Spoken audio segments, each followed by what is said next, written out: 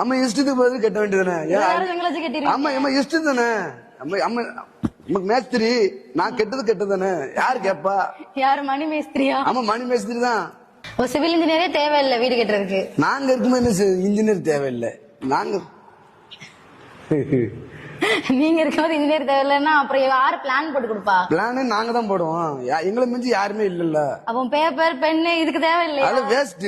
நாங்களும் கரண்டி வச்சு டேப் வச்சு அளப்போம், அதை வச்சு இது அளப்போம், கோடு போட்டு அங்க போவோம் இங்க வரும்.